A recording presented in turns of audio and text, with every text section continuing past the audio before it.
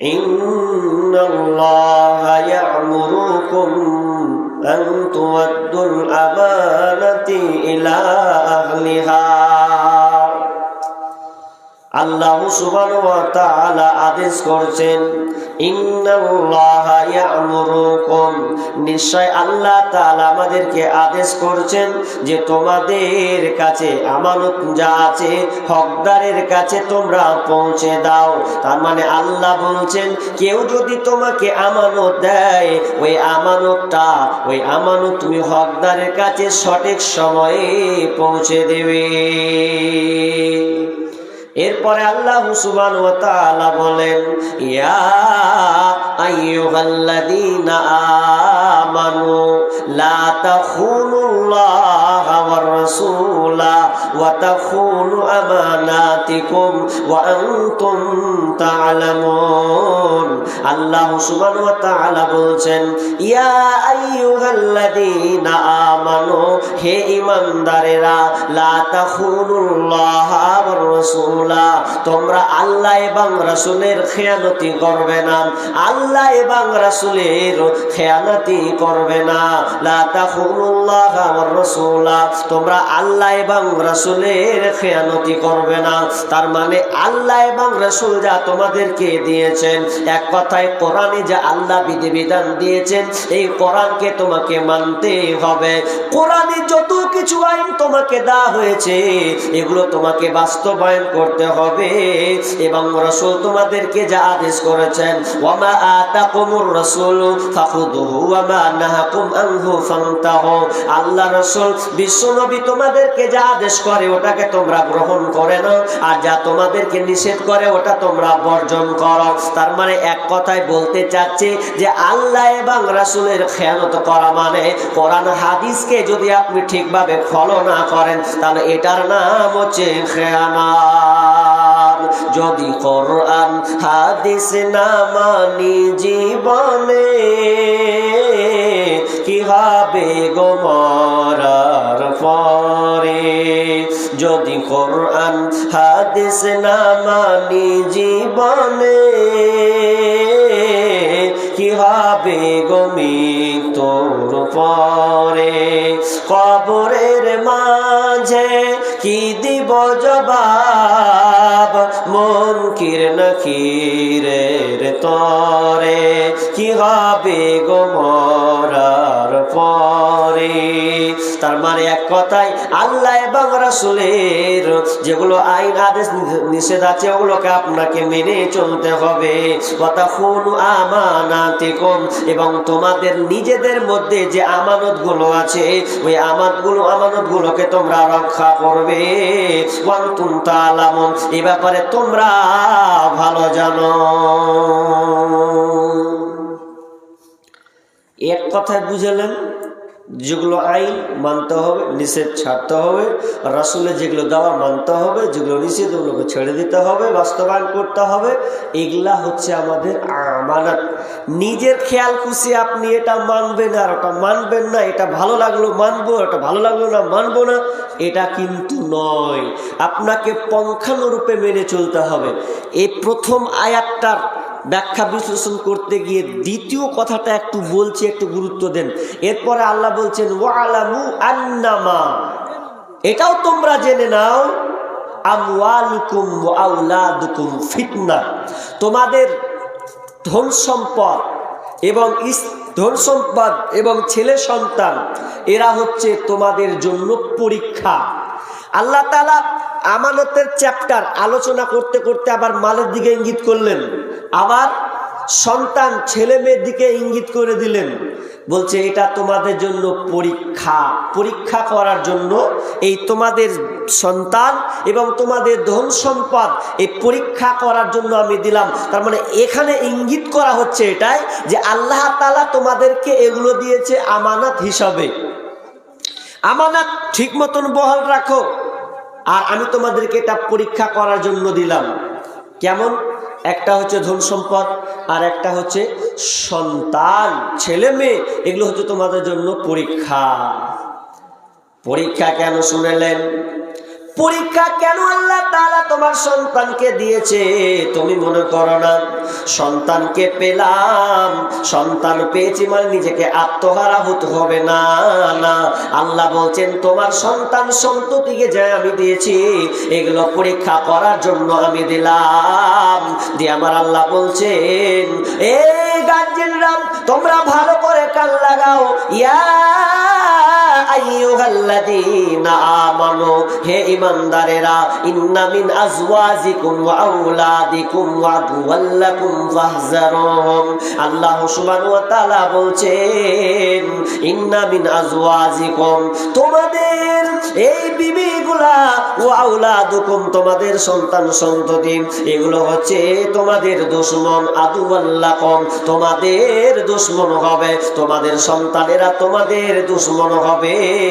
ফাহযারুহুম, অতএব তোমরা সন্তানদের কাছ থেকে, এগুলোর কাছ থেকে তোমরা সতর্ক অবলম্বন করো। কেন তোমরা সতর্ক অবলম্বন করবেন? এরা তোমাদের দুশমন হবে। বাপজি এবার আপনি ভাবেন আপনার সন্তান আপনার দুশমন হবে, এই সন্তানেরা আপনার বিপক্ষে চলে যাবে, শত্রু হবে। কেমন শত্রু হবে?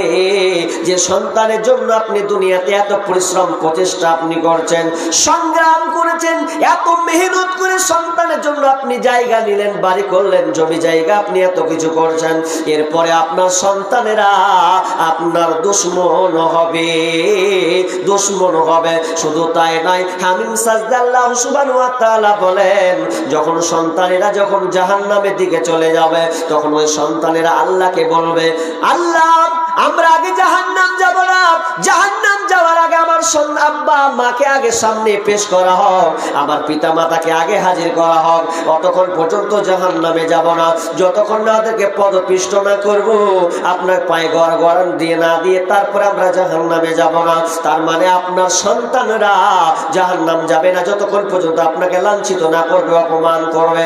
কারণ সন্তানেরা আল্লাহকে বলবেন, এ রব আমরা জাহান্নামে যাওয়ার কারণ হচ্ছে আমাদের বাপ মা, আমাদের বাপ মা হচ্ছে জাহান্নামে যাওয়ার কারণ। আমাদেরকে ভালো দিক দীক্ষা দেয়নি, ভালো দিশ আমাদের দেয়নি, জান্নাতের কথা পথে আমাদের চালিত করেনি, বরং দুনিয়ার মাতোয়ারার মধ্যে ছিলাম, আমার পিতামাতা আমাকে সঠিক রাস্তার মধ্যে ধাপিত আমাদেরকে করেননি। এটা তারা আল্লাহর সামনে পেশ করবেন। আপনি সেদিন দুশমন হয়ে যাবেন। বলেন তো ছেলে যদি আপনার বিরুদ্ধে নালিশ করে আপনাকে কখনোই ভালো লাগবে না। কেন তারা এটা করতে পারবে? কারণ আপনি আপনার সন্তানকে ঠিক মতন, যে আল্লাহ তাআলা আপনাকে আমানত দিয়েছে, এই আমানতটা আপনি ঠিক মতন করতে পারবেন না। ওরা খারাপ হচ্ছেন কারণ রাসূল সাল্লাল্লাহু আলাইহি ওয়াসাল্লাম বলছেন কুল্লু মাউলুদিন ইউলাদু আলাল ফিতরা, প্রত্যেকটা সন্তান যখন জন্মগ্রহণ করে ফিতরাতের উপরে জন্মগ্রহণ করেন। কারণ এই ছেলের সন্তানগুলো খারাপ কেন হয়? বিষ্ণু বলেন ফা আবাওয়াহু, তার পিতামাতা চেষ্টা করে, তার পিতামাতা যে ধরনের হয়, আইহাব্বিদানিহি, যদি তার পিতামাতা ইহুদি হয় তাহলে সন্তানকে ইহুদি রূপে গঠিত করে, আও ইউনাসসিরানিহি, যদি সেই পিতামাতা খ্রিস্টান হয় সন্তানকে খ্রিস্টানের দিকে ধাবিত করে, আও ইউমাজ্জিসানিহি, যদি পিতামাতা অগ্নি পূজারী হয় সন্তানকে অগ্নি পূজার দিকে ধাবিত করে। তার মানে সন্তানরা খারাপ হয় বাপ মায়ের কারণে। আর যখন ওই সন্তানরা জাহান্নামে চলে যাবে তখন আপনাকে লাঞ্ছিত করে তারপরে আপনাকে জাহান্নামে নিয়ে যাবে।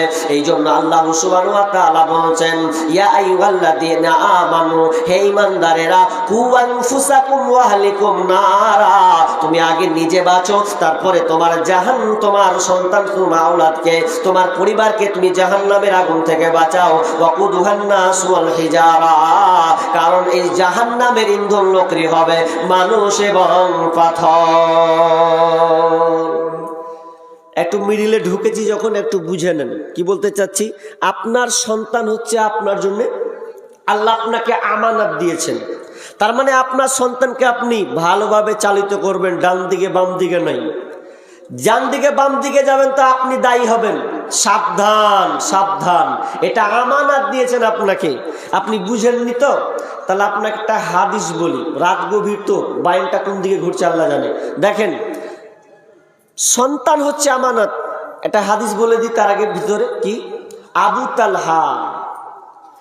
তালহা তার স্ত্রীর নাম হচ্ছে উম্মে সুলাইম বিনতে মালহান।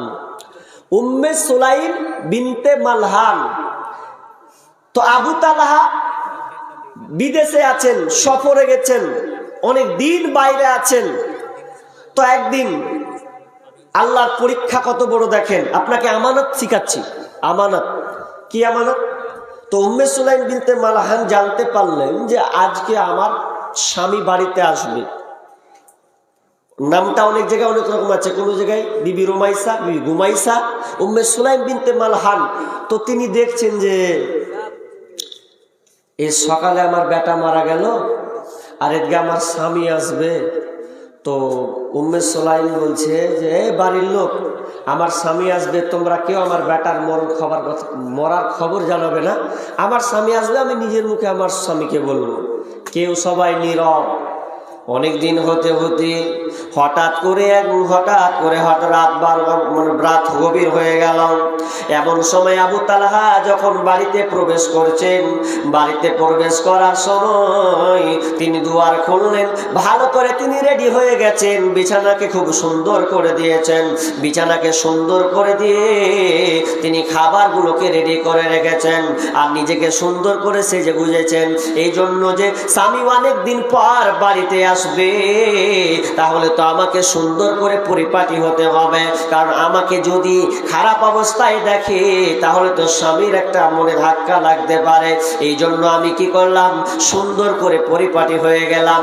এবার বিছানাকে সুন্দর করে পেতে দিলাম, খাবারকে তার সামনে পরিবেশন করলাম। এবার আমি স্বামীকে তৃপ্তি সহকারে আমি খাওয়ালাম। এটা কথা বলি মা বোন, আপনারা আছেন না গেছেন আল্লাহ জানে। এটা হচ্ছে যে স্বামী যদি বাইরে থাকে, তো বাইরে থাকতে গেলে আপনাকে করতে হবে কি, যে আপনার স্বামী বিদেশে আছে, 1 মাস 2 মাস খাটলো, কেরালা গেল, চেন্নাই গেল, মুম্বাই গেল, কলকাতা গেল, আর যেখানেই যাক, বাড়ি যখন আসবে তখন আপনাকে কি করতে হবে, সুন্দর করে সেজে নিতে হবে।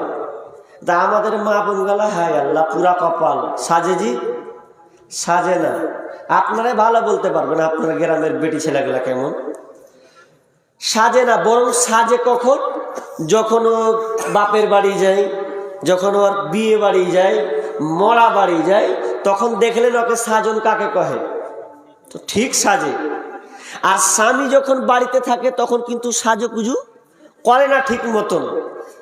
এটা হয় কি হয় না? হয়। একটা লোক 2 মাস পর বাড়ি আসছে, তো বাড়ি যখন আসছে, তো বাড়ি এসে বলছে যে বিবির মুখখান দেখবো তো এতে জান আমার ঠান্ডা হয়ে যাবে। কত যে মেয়ে রাস্তায় দেখছি, এত সব HD কালারের পোশাক পরছে রে বা, তা আমার বিবিটা বাড়ি দেখবো, তা আমার জানটা জুড়িয়ে যাবে, এরকম নিয়ত করেছে। তা বাড়ি ঢুকবে অনেকদিন পর, অনেক মাস পর। তো মুর্শিদাবাদের বেটি তো বেড়ি না হলে ফের কাজ হয় না। ওই 10টা 11টা পর্যন্ত বেড়ি বাঁধবে, দিয়ে একদম ওই কাপড় চেঞ্জ করা করি লয়, ওই কাপড় নিয়ে ঘুমিয়ে যাবে বিছানাতে, ঘুমায় না। আর যে গন্ধ, অত ঘুমিয়ে গেছে। তো ও খেপি কাজ করলো, অন্তত স্বামী যখন আসবে তো জেগে থাক সুন্দর করে। না, ঘুম ধরিয়ে দিয়েছে, নাক ডেকে ঘুম পেড়েছে তো পেড়েছে। রাত 1টার সময় যখন স্বামী খোটা মাঠে টকটক করে বলছে, খুল রে আর মা, খুল খুল খুল।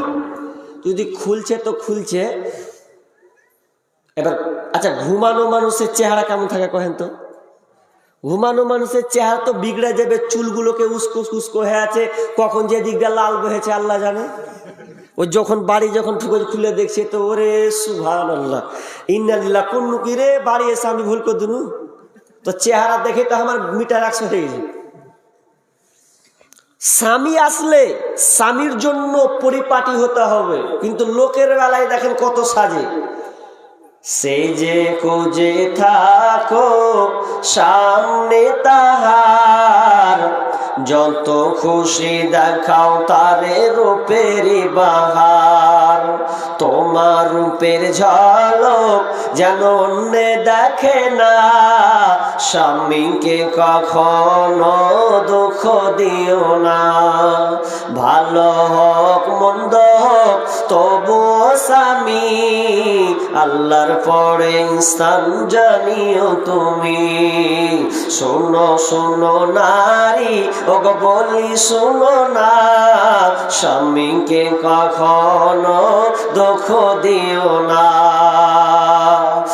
আলম স্বামী নারাজ হইলে জান্নাত মিলে না, স্বামীকে কখনো দুঃখ দিও না, পরকালে যদি চাও জান্নাত বাগান, স্বামীর তরে সঁপে দাও দেহ মন প্রাণ। শোনো শোনো নারী ওগো বলি শোনো না, স্বামীকে কখনো দুঃখ দিও না। উম্মে সুলাইম বিনতে মালহান স্বামীর জন্য রেডি হয়ে আছেন। যখন স্বামীকে সম্পূর্ণভাবে যখন খাবার পরিবেশন করেন, খাওয়ালেন, এরপরে রাত গভীর হয়ে গেছে, আর স্বামী স্ত্রী একটা নির্জন অন্ধকারে, স্বামী স্ত্রী একটা শারীরিক সম্পর্ক, মধুর ভালোবাসা তাদের মধ্যে যখন হয়েছে, এরপরে টাইমটা যখন আস্তে আস্তে ক্রস হয়ে গেল, ফজরের সময় যখন হয়েছে, এরপরে বিবি উঠে এবার স্বামীকে বলছে, স্বামী আমার, আমি আপনাকে একটা কথা বলবো, যে এই কথাটা শুনেন আপনি আমাকে উত্তর দেন। তখন বিবি আবু তালহাকে বলছে, স্বামী আমার, যদি আপনাকে কেউ কোনো ব্যক্তি কোনো কিছু আমানত রাখতে দেয়, আর ওই আমানতটা যদি কেউ ফিরে নিতে চায়, তাহলে কি আপনি তাকে দিবেন না নাকি? তখন স্বামী আবু তালহা বলছেন, বিবি রে, অবশ্যই কেউ যদি আমাকে আমানত রাখতে দেয়, আর ওই আমানতটা যার পাওনাদার আমি তাকে রিটার্ন দিয়ে দেব, চাইলে আমি তাকে দিয়ে দেব। এবার উম্মে সুলাইম বিনতে মালহান বলছেন, স্বামী আমার, তাহলে আপনি শুনলেন, আল্লাহ সুবহানাহু ওয়া তাআলা আমাদের এই ছোট পরিবারে আমাদেরকে যে একটা সন্তান দিয়েছিলেন, ওই সন্তানটা আল্লাহ সুবহানাহু ওয়া তাআলা নিয়ে নিয়েছেন। তিনি আমাদেরকে আমানত হিসাবে দিয়েছেন, আবার সেই আল্লাহতে আমানত ফিরিয়ে নিয়েছেন। যেমনই এই কথা বলা, আনাস বলছে যে আমার পিতার দিকে যখন তাকালাম, চোখকে লাল করে দিয়েছে একটা ধমক। কি বললি? চোখকে এরকম বড় লাল করে দিয়েছে। আমি দেখছি আবার রাগ প্রচুর লাল হয়ে গেল, যে সবচেয়ে পারলে আবার না পাক অবস্থায় তুমি আমার ছেলের খবর দিলে, পারলে না? তো বিবি, আচ্ছা বলেন তো, আপনারাই বলেন, কোন নারী কি পারবে, কোন মেয়ে কি পারবে, কোন মা কি পারবে যে সন্তান মারা গেলে সে আনন্দ করবে? এটা কেউ দেখেন, গভীরে কথাটাকে নেন। কোনো মা পারবে না সন্তান মরবে আর স্বামীর সঙ্গে স্বামীকে খুশি করার জন্য এত কিছু তার পরিপাটি করা, এটা কেউ সহ্য করতে পারবে না, কেউ পারবে না। কিন্তু স্বামীকে যে খুশি করতে হবে, স্বামীকে যে অনেক দূর থেকে এসেছে, অনেকদিন পর বাড়িতে আসতে হবে, এটা আমার একটা খিদমত, এটা আমার কাজ করতে হবে। তাহলে আপনাকে বলতে চাচ্ছি, সন্তানটা হচ্ছে আমানত, সন্তানকে আপনাকে সঠিকভাবে পরিচালনা করতে হবে। আজকে আমরা দেখি সন্তানদেরকে ঠিক মতন পরিচালনা করেন তো? ডান দিকে না যাই না, বাম দিকে যাই, কোনো দিকে আমরা খেয়াল খুশি রাখি না। সন্তান যেদিকে যায় কোনো দিন গুরুত্ব দিই না। আর গুরুত্ব দেন না বলেই তো দেখবেন সময়ে সময়ে যখন একটা সময় চলে আসে, তো ওই বেটি আপনার মুখ পুড়িয়ে চলে যায়, আপনার মুখ পুড়িয়ে আপনার বংশকে নির্বংশ করে দেয়। করে না? করে। দেখেন যে বেটিকে আপনি শাসন করেননি, পড়ার নামে ছেড়ে দিয়েছেন, সেই মেয়ে আপনার একটা প্রেমিকের সঙ্গে সম্পর্ক করে রেখেছে। আচ্ছা, আপনাদেরকে একটু মিডিলে বলে দিছি, সামনে আসবে 14ই ফেব্রুয়ারি, আসবে না? আরে আসবে কি আসবে না? আজকে তো 8 তারিখ, আর কিছুদিন পর 14ই ফেব্রুয়ারি। খালি দেখবেন পার্কগুলোতে, আনারা রাস্তা ধারে ধারে দেখবেন, ও আজ থেকে নিয়ত বেঁধে নিয়েছে, 14ই ফেব্রুয়ারিতে গার্লফ্রেন্ডকে ডাকবে, প্রেমিকাকে আর ফুল দিবে, লাও ভ্যালেন্টাইন ডে, ভালোবাসা দিবস নাকি? 14ই ফেব্রুয়ারি ভালোবাসা দিবস। ভালোবাসা দিবস না নোংরা দিবস? আর ওই ভালোবাসা দিবসে আবার প্রেগনেন্ট হবে। ভালোবাসা দিবসে প্রেগনেন্ট হয়, আপনি হাসি ছলালেন আর জেলেন। আপনি সোশ্যাল মিডিয়াগুলোতে দেখবেন খালি। আচ্ছা, 14 ফেব্রুয়ারি বাদ যাবে, আর 2-3 মাস পর খোঁজ নেবেন কি হাল হয়। দেখেন না জঙ্গিপুর এই উঁচু গলাতে বছরে বছরে একটা মেয়ে দেখছি বলে ও ঝাঁপ দিয়ে পড়ে যাবে। কেন পড়বি? বলছে যে প্রেমিকের ছাকা খেয়েছে। পড়বি কেন? আর নাই প্রেমিক, বলছে হবে কিনা, সব শেষ করে দিয়েছে, সব শেষ। 14ই ফেব্রুয়ারি নামে চলছে বেঈমানি, হীরার চেয়ে দামি জিনিস হারায় অনেক নারী, দুষ্টু ছেলের মিষ্টি কথায় পরে নারী ফাঁদে, সব হারিয়ে বন্টি বসে বসে কাঁদে। প্রেমের নামে চলছে এখন অশ্লীলতার ছোঁয়া, কতক মনে নারী সম্মান পান্তা ভাতার মোয়া। নারী তুমি সম্মানিতা, সব ঘরেরই আলো, লাগলে ছোঁয়া পঙ্কিলতার জীবন হবে কালো। আজকে ছেলেমেয়েরা বেলাইন যাওয়ার পিতা মাতার জন্য দায়ী। আপনার মেয়ে যে 10টার সময় বের হয়, কখন ফিরে? আপনার মেয়ে টিউশন যায় কটার সময় ফিরে? একবার তো আপনি খোঁজলেন না, বরঞ্চ আপনি আপনার মেয়েকে মোবাইল পর্যন্ত দিয়ে দিয়েছেন। স্বামী আপনার কিনা বাপ যদি না নিয়ে যায়, মা তো কত করে ডিগ্রি পাস করে এসেছে, এদিক দিয়ে একদম জেনার ডিগ্রি পাস, বেটি জুলুম ধরছে, তো বাপ যদি বলছে লিয়ে দিব না, বলছে তোমাকে লিয়ে দিতে হবে না, আর বেড়ি বানা টাকা দিয়ে লিয়ে দিব। বিড়ি বেঁধে বেটিকে দেবো, তুমি ভ্যারাক করবে না, ভ্যারাক করবে না, তো দেখো পরে কি হাল করে তোমার। এমন হয়ে গেছে, মেয়েদেরকে আপনি রাখতে পারছেন না, ছেলেদেরকে আপনি আটকাতে পারছেন না, না আটকাতে হবে। ছেলে মেয়েকে সব কিছু আপনি দিচ্ছেন না। বিষ্ণু বলছেন, মা নাহলা ওয়ালিদুন ওয়ালাদান মিন নাহলিন ফাআফদালা মিনহু আদাবিন হাসান। রাসূল সাল্লাল্লাহু আলাইহি ওয়াসাল্লাম বলছেন যে তোমার মেয়েকে তুমি গাড়ি বাড়ি টাকা পয়সা সব কিছু দিচ্ছ, এটা কোনো উত্তম দান নয়। উত্তম দান হচ্ছে তোমার ছেলে মেয়েকে তুমি সুশিক্ষা দাও, সুশিক্ষা, এটা হচ্ছে তোমার জন্য উত্তম, এটাই তোমার জন্য কল্যাণ নিয়ে আসবে। আর বাকি যেগুলো আপনি দিচ্ছেন এগুলো ব্যর্থতা, কোনো কিছু হবে না। তাহলে কি বললাম? আমানত আপনার সন্তান। এবার পূর্বের আয়াতের দিকে চলে যাই। আল্লাহ বলছেন তোমরা আল্লাহ এবং রাসূলের খেয়ানতি করবে না। এবার বিশ্বনবী বলছেন, যদি তোমরা আল্লাহ তার রাসূলের ভালোবাসা পেতে চাও, যদি তোমরা আল্লাহ এবং রাসূলের ভালোবাসা পেতে চাও, তাহলে তোমরা 3টি কাজ করবে। 3টি কাজ করবে। নাম্বার 1, যদি তোমরা আল্লাহ এবং তার রাসূলের ভালোবাসা পেতে চাও, তাহলে তোমরা সব সময় সত্য কথা বলবে। নাম্বার 2, কেউ যদি তোমাকে আমানত রাখতে দেয়, তাহলে তুমি আমানত রক্ষা করবে। নাম্বার 3, কেউ যদি না, এবং তোমরা প্রতিবেশীর সঙ্গে ভালো ব্যবহার করবে। যদি তোমরা এই 3টি কাজ দেখাতে পারো, তার মানে তোমাদের মধ্যে বোঝা যাবে তোমরা আল্লাহ এবং রাসূলকে ভালোবাসো। 3টা কাজ। নাম্বার 1, সত্য কথা বলা, সত্য কথা বলা। আচ্ছা আপনারা বলেন তো, মুনাফিকের আলামত কয়টি? 3টি। অপরাহেদ অন্য হাদিসে আছে 4টি, তাই তো?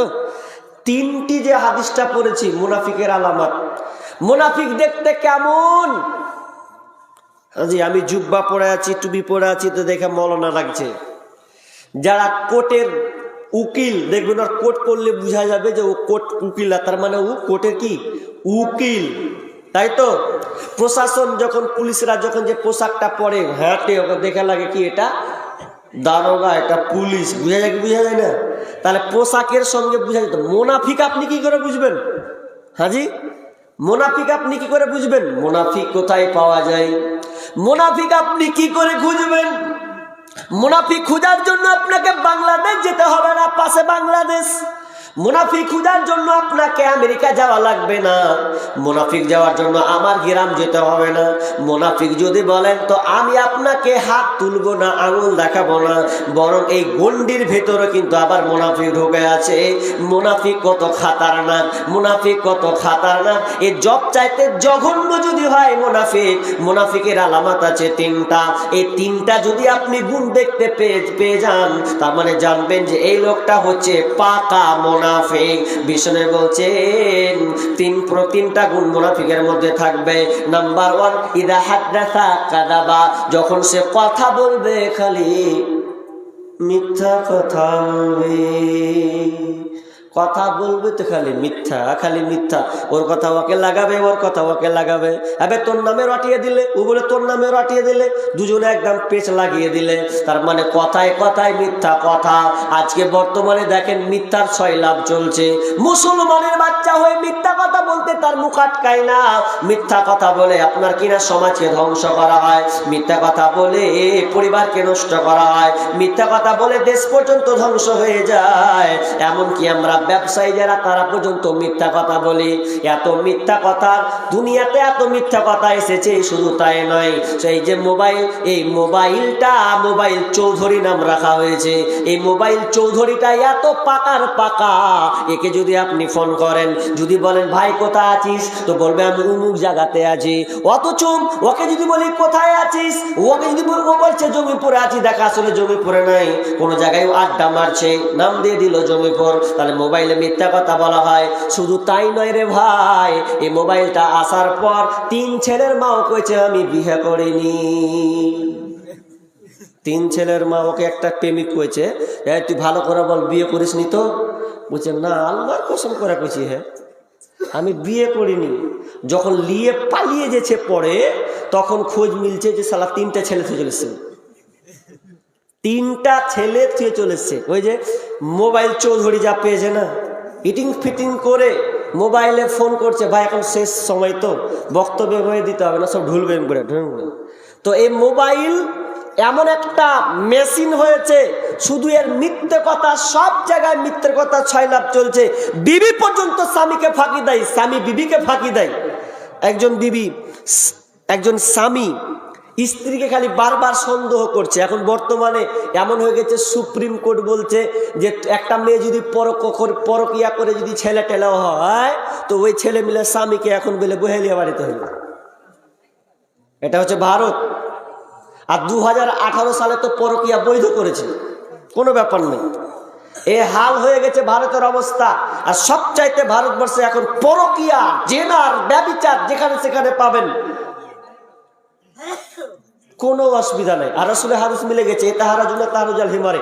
গাধা যেমন গাভীর সাথে মিলে লজ্জা বুঝে না, ষাঁড় যেমন গাভীর সাথে মিলে লজ্জা বুঝে না। মানুষ খোলা মাঠে জেনা করবে, মানুষ খোলা মাঠে প্রকাশ্যে জেনা করবে, কেউ কিছু বলার থাকবে না। তো একজন স্বামী স্ত্রীকে সন্দেহ করছে, আরে তোকে যে আমি ফোন করছি, তো ফোনে যে একবারও তোকে পাই না, খালি তুই ব্যস্ত থাকছিস, ওয়েটিংয়ে খালি থাকছিস কেন রে, কি ব্যাপার? তো বলছে মা ফোন করছে জি।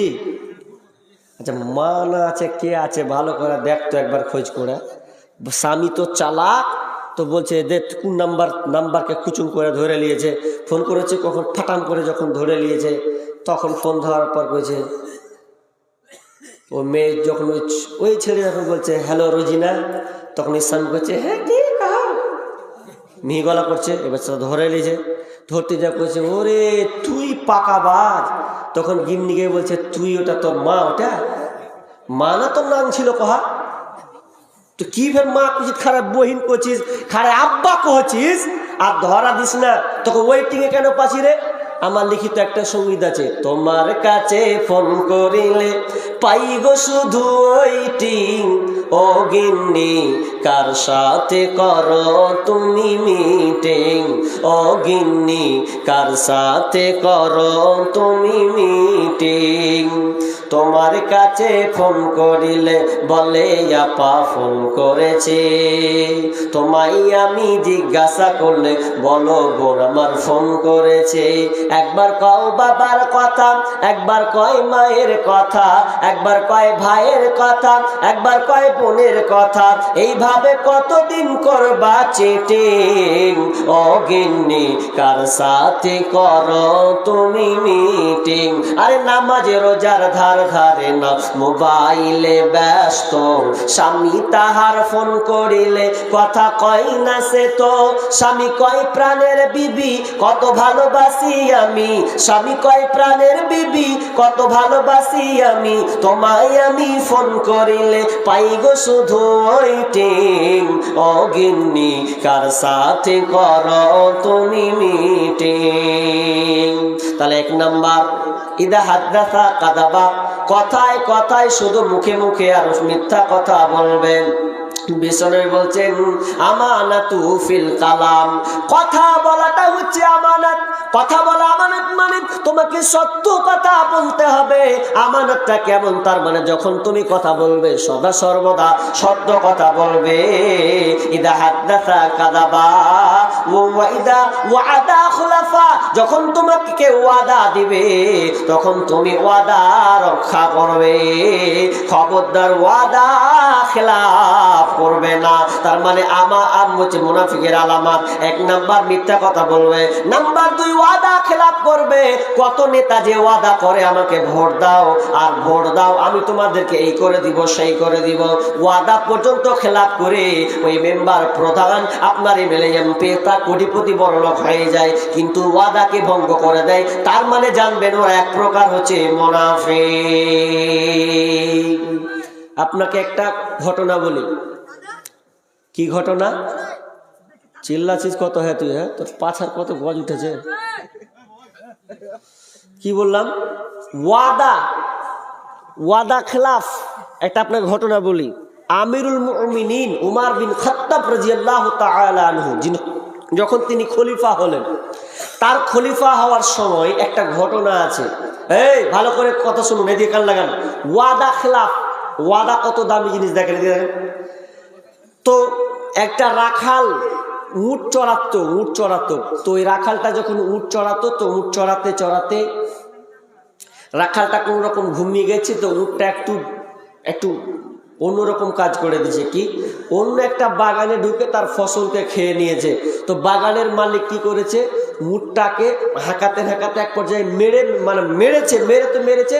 উটটা এক পর্যায়ে মরেই গেছে। এবার ওই ছেলেটা তখন উট খুঁজে বেড়াচ্ছে। উট যখন খুঁজে বেড়ায়, উট পাচ্ছে না। এক পর্যায়ে দেখছি বাগানের পাশে উট মরে পড়ে আছে। ছেলেটা বলছে কে আমার উটকে মেরেছে? তখন বাগানের মালিক এসে বলছে আমি তোমার উটটাকে মেরে দিয়েছি, কারণ সে আমার বাগানে সে আমার ফসলকে সে খেয়ে ফেলেছে, সব শেষ করে দিয়েছে, তছনছ করে দিয়েছে। তখন এক সময় ছেলেটা মালিকের সঙ্গে বকাঝরা করতে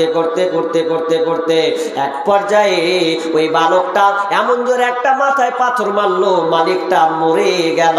এমন সময় তার ওই মালিকের ছেলেরা জানতে পারল যে আমার বাপকে ছেলেটা মেরে দিয়েছে।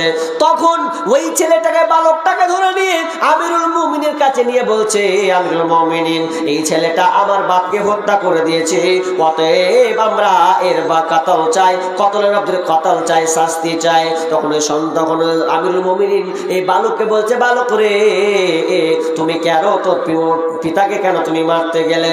বলছেন জাহাপানা হুজুর, আমি আপনাকে বলছি শুনেন, আমি নিজে স্বেচ্ছায় মারিনি, আমার উটটাকে তার আব্বা মেরে ফেলেছে। তো আমি উটটাকে খুব ভালোবাসতাম, কিন্তু তর্ক করতে এক পর্যায়ে আমি একটাকে মোটা পাথর, একটা বড় পাথর তার মাথায় আঘাত করে, কিন্তু আমি ভাবতে পারিনি যে ওর আব্বাটা মারা যাবে, কিন্তু আমার আঘাতে সে মারা গেল। এবার বলছে না ছেলেরা বলছে কি করবেন? বলছে ছেলেকে ফাঁসি দিতে হবে, আপনার কিনা হত্যা করতে হবে, এরও শাস্তি চাই, একে ফাঁসি দিতে হবে। এবার বলছে ঠিক আছে ফাঁসি দেব। এবার আমিরুল মুমিনিন বালকটাকে বলছেন, এ বালক বলো বালক, তোমার সকালে যে ফাঁসি হবে 8টা-9টার সময়, তোমাকে আমি ফাঁসি দেব, কিন্তু শুনে নাও তোমার কি শেষ কোনো ইচ্ছা আছে কিনা, তোমার ইচ্ছা কোনো বাসনা কোনো টার্গেট আছে কিনা, যদি পারো তো বলো। তখন বালক বলছে, আমিরুল মুমিনিন আপনি আমাকে মেরে দেন, আমাকে হত্যা করেন, আমার শাস্তি এটা পাওয়ার যোগ্য, আমার শাস্তি এটা আমার পাওয়ার যোগ্য, এটা আমার কোনো টেনশন নেই, মরা নিয়ে আমার কোনো টেনশন নেই। তবে আমার টেনশন হচ্ছে আপনি আমাকে একটা সময় দেন, আমি বাড়িতে অনেক জিনিস রেখে এসেছি, ওয়াদা, আমাকে ওয়াদা ঠিক মতন আমাকে মানুষ আমার ওয়াদা আছে এটাই যে আমি আমার আমানত আমাকে দিয়েছে মানুষ, অনেক লোক আমার কাছে আমানত পায়, আমার ভাইদেরকে কিছু আমানত আমি বুঝিয়ে দিয়ে চলে আসবো, এই আমানতটা বুঝিয়ে দিয়ে আসলে আমি আবার আপনার কাছে এসে হাজির হয়ে যাব। তখন আমি বলছে না তোমার কথায় কোনো মানব না, যদি করতে হয় তাহলে তুমি একটা জিম্মেদারি রেখে যাও। এবার কেউ জিম্মেদারি হতে চাইছে না, সবাই পিছে সরে যাচ্ছে। এমন সময় আবু জার গিফারি রাদিয়াল্লাহু তাআলা আনহু আবার সামনে এসে বলছেন, আমিরুল মুমিনিন আমি এই বালকটার এই ছেলেটার আমি জিম্মেদারি হয়ে গেলাম। আমিরুল মুমিনিন বলছেন, আবু জার সাবধান হও। দেখো এটা খুব মারাত্মক জিনিস। তুমি যদি এর জিম্মেদারি হও আর ছেলেটা যদি রিটার্ন না আসে তাহলে তো তোমাকে এই শাস্তি ভোগ করতে হবে। বলছে অসুবিধা নাই, আমি ছেলেটার জিম্মেদারি হলাম। এবার ওই ছেলেটা যখন বাড়ি রওনা দিল, বাড়ি রওনা দেওয়ার পর আপনার কিনা রাতের মধ্যে আসার কথা কিংবা তারপর দিন আসার কথা, কিন্তু ছেলেটা কিন্তু আসছে না। সবাই আশ্চর্য, আহারে আবু জার, কেন তুমি জিম্মেদার হতে গেলে? তুমি তো ফেঁসে গেলে, তোমাকে তো এখন ফাঁসিতে ঝোলা হবে। এই বলে সবাই এক অপরকে আলোচনা করছে। এ করতে করতে করতে করতে এক পর্যায়ে ওই বালক তারপর দিন সকালে একদম দ্রুত ঘোড়া নিয়ে ছুটে চলে আসছেন আর বলছেন, আমিরুল মুমিনিন, আমি হাজির হয়ে গেছি। আমিরুল মুমিনিন দেখে তো বাবা বালকটাকে জিজ্ঞাসা করছে, বালক বলো তো তুমি কেন আসলে? বলো, তুমি তো জিম্মেদার রেখে দিলে, তুমি তো নাও আসতে পারতে। তুমি যদি না আসতে তাহলে তুমি বেঁচে যেতে। তখন ওই বালক বলছেন আমিরুল মুমিনিন, আমি একজন মুসলমান, আর মুসলমান হয়ে আমি একটা ওয়াদা দিয়েছি, আর এই ওয়াদাটাকে আমি ভঙ্গ করতে পারি না। আমি ঠিক টাইমে ওয়াদা দিয়েছি, ওতে আমার ওয়াদাকে আমি ভঙ্গ করতে পারি না। যদি আমি আবার চলে যাই তাহলে জানবে মুসলমানেরা ওয়াদা রাখতে জানে না, ওয়াদা করে ভঙ্গ করে দেয়। এই জন্য আমি মরাকে ভয় পাই না। তবে যদি আমি বেঈমান হয়ে, আমি মুনাফিক হয়ে যদি মারা যাই তাহলে তো আমাকে আল্লাহকে জবাবদিহি করতে হবে। ওতে আমি চাই না আমি মরে যাই, আমার শাস্তি হোক, এটাই ভালো, কিন্তু আমি ওয়াদা ভঙ্গ করতে পারি না। এবার আমিরুল মুমিনিন আবু জারকে বলছে, আবু জার তুমি কেন দায়িত্ব জিম্মেদারি কেন হতে গেলেন? আবু জার বলছেন না আমিরুল মুমিনিন, আমি কেন হতে গেলাম শুনে লাও। কেউ তো রাজি হচ্ছে না। যদি আমি এই ছেলেটার জিম্মেদারি না পাওয়া যেত তাহলে তো মুসলমানেরা বলবে, তাহলে তো বেধর্মীরা বলতে পারে এই মুসলমানেরা একজন ভাইকে সাহায্য করে না, তার জিম্মেদার কেউ হচ্ছে না, ভাইটা বিপদে পড়েছে এর জন্য কেউ তার পাশে দাঁড়ালো না, তাহলে এটা তো প্রচার হয়ে যাবে। এই জন্য আমি চাই না, এটা মুসলমানের বদনাম হবে, এটা আমি চাই না।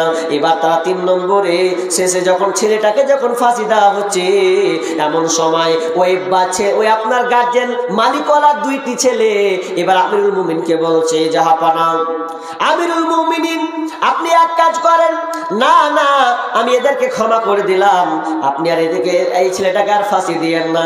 কারণ এই জন বলছে, কেন? বলছে ছেলেটা তো নিজে থেকে আমার বাপকে হত্যা করেনি, নিজে থেকে কাতাল করেনি, মারেনি, সে তো নিজে স্বীকার করেছে।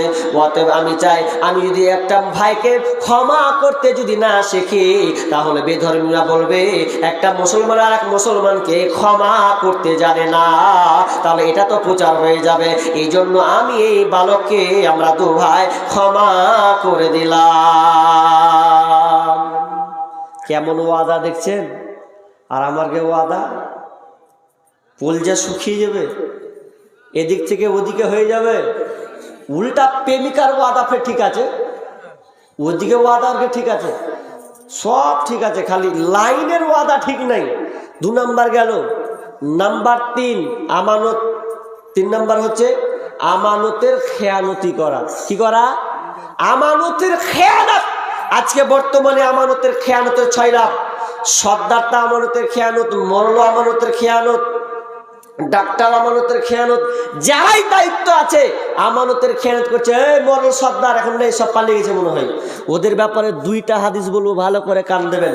আমানত কাকে বলে, সর্দারগিরি কাকে বলে, একটা হাদিস বলবো সহিহ তারগিব থেকে। হাদিসটাকে ভালো করে নিতে হবে, তারপরে সর্দারগিরি করতে হবে। যদি সর্দার থাকো তো হাদিসটা ভালো করে শুনো। মনে করি না দায়িত্ব পেয়ে গেলাম, দায়িত্বটা খুব ভারী, দায়িত্বটাকে তোমরা সোজা ভাবিও না। দায়িত্বটা একটা বোঝা, ভারী জিনিসকে বলা হয়েছে, এর নাম দায়িত্ব। যারা দায়িত্ব নেবে, যারা সর্দার হবে, যারা মরলগিরি করবে, শুনে লাও, তোমরা সব সময় 3টা কথা মাথায় রাখবে। 3টা কথা সব সময় মাথায় রাখবে।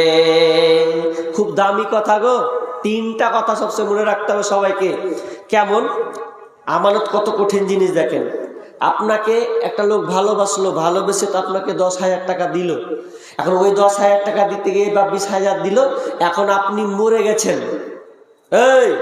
আপনি মরে গেছেন, এবার মরে যখন গেছেন তখন আপনার বাড়িতে টাকা চাইতে গেছে, তো টাকা চাইতে গিয়ে আপনার বাড়ির লোক বলছে কি হলো, টাকা যে দিয়ে দিয়েছি, ওই টাকা নেই বাড়তে। ছেলেমেয়েরা বিষয়টাকে ভাগাভাগি করলিলে, ভালো করে বুঝেন। কিংবা এরকম হতে পারে যে আপনি টাকা পাবেন, তো টাকা যদি চাইতে যাচ্ছেন তো ওরে আল্লাহ বলছে যে আমরা কিছুই জানি না, তো ও মরে গেছে। এরকম হয় কি হয় না? টাকাগুলো সব ঝুলে থেকে যায়। কত কঠিন জিনিস শুনেলেন, আমানত কত কঠিন জিনিস। এক নাম্বার বিষ্ণু বলছেন আউয়ালুহা মালামাতুন, শানিউহা নাদামাতুন, সালিসুহা আযাবু ইয়াউমাল কিয়ামাতি ইল্লা মান আযালা। বিশ্বনবী বলছেন যারা দায়িত্বশীল হবে, যারা মল হবে, সর্দার হবে, যারা এমএলএ হবে, মন্ত্রী হবে, মেম্বার হবে, প্রধান হবে, ভালো করে শুনে নাও তোমরা এই তিনটা জিনিস মাথায় রাখবে। নাম্বার 1 আউয়ালুহা মালামাতুন, প্রথম ধাপ তোমাদের মালামত শুরু হবে, তার মানে তোমাদেরকে তিরস্কার করবে। তিরস্কার, ভৎসনা, তিরস্কার বুঝেন? প্রথম ধাপ ধরলেন একটা গ্রামের মেম্বার, এখন ওই মেম্বারকে একটা কাজ দিল রাস্তা করতে। রাস্তাটা কত মোটা হবে? 10 ইঞ্চি মোটা হবে। কয় ইঞ্চি মোটা করেছে ও? 3 ইঞ্চি করে ছেড়েছে রাস্তা, 3 ইঞ্চি করে ঢেলে দিয়ে চলে গেছিল। লোক শুনেছিল কয় ইঞ্চি হবে? 10 ইঞ্চি। 10 ইঞ্চি মোটা হওয়ার কথা ছিল। এখন রাস্তাটা যখন আস্তে আস্তে খাটাং মাটাং করছে, সব উঠছে, তখন যেই যেছে কোন শালা মেম্বার ছিল বে, চাই যে বসবে তা কবে শালা হারকে মেম্বারটা এত শালা চড়বে, মানে আপনাকে দিন রাত খালি জ্ঞান দিবে না? আপনি যে 12টা বাজিয়েছেন, চা খাবে তাও গাল দিবে, ঘুমাবে তাও কবে যে শালা আমার এই মেম্বারটা এরকম। হ্যাঁ, সব সময় খালি আপনাকে লানতান শুনতে হবে, মালামাত শুনতে হবে। ওয়াসানি ওয়া নাদামাতুন, আপনাকে অনুতপ্ত হওয়া লাগবে। কেমন অনুতপ্ত হওয়া? আপনার হাতগুলো খালি চুলকানি শুরু হয়ে যাবে। আপনি মেম্বার হলেন কয় বছর? তো 5 বছর। প্রধান পেলেন কয় বছর? তো 5 বছর। যখন আপনি 5 বছর যখন সম্পূর্ণ হয়ে যাবে, যদি আর পদ না পান, তাহলে আপনার খালি গাল চুলকাও, খালি হাত চুলকাও। আহারে 5 বছর পদ লিনু, সব তো লুটা নিয়েছিল, আর যদি আর একবার পেতু, আরো একবার 5 বছর যদি পেতাম তো মনে হয় কত ভালো হতো। সর্দার বলবে সর্দারটা ভালো রাস্তা চালে, সর্দারগিরি তো আমি ভালোই করছি, খেতে বাজি। এক সর্দারের কথা শুনবেন, হেসে মরে যাবেন।